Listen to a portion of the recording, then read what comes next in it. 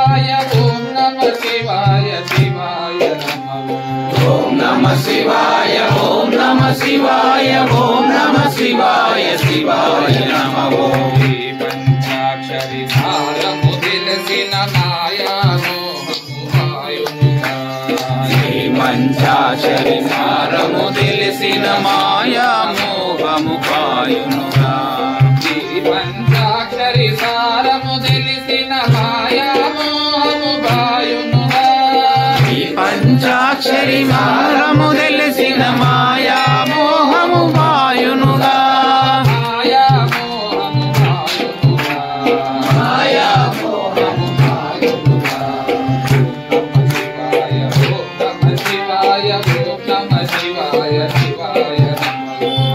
నమ శివాయ ఓం నమ శివాయ ఓం నమ శివాయ శివాయ నమో. పంచాక్షరి పంచభూతముల పంచాక్షరి పంచభూతముల అక్షరాక్షరము ఈ పంచాక్షరి పంచభూతముల ఆధారం, అక్షరాక్షరము ఈ పంచాక్షరి పంచభూతముల ఆధారం, పంచభూతముల ఆధారం, పంచభూతముల ఆధారం. ఓం నమ శివాయ ఓం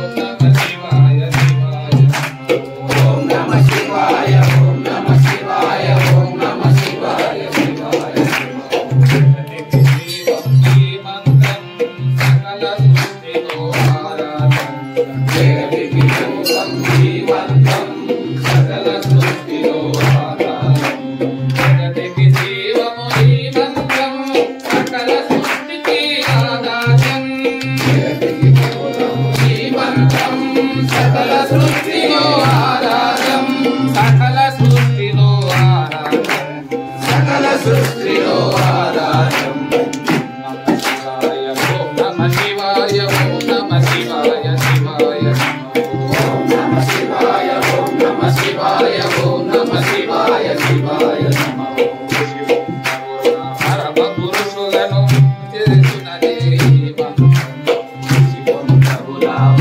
పురుషులను కడతే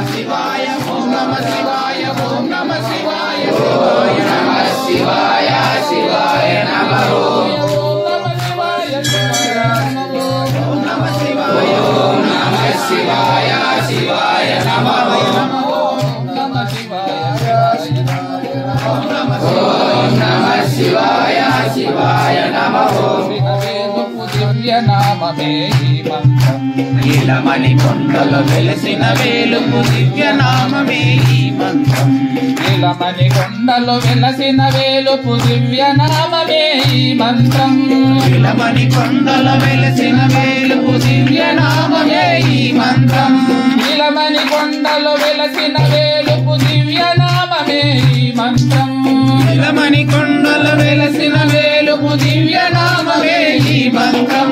దివ్య నామమే ఈ మంత్రం.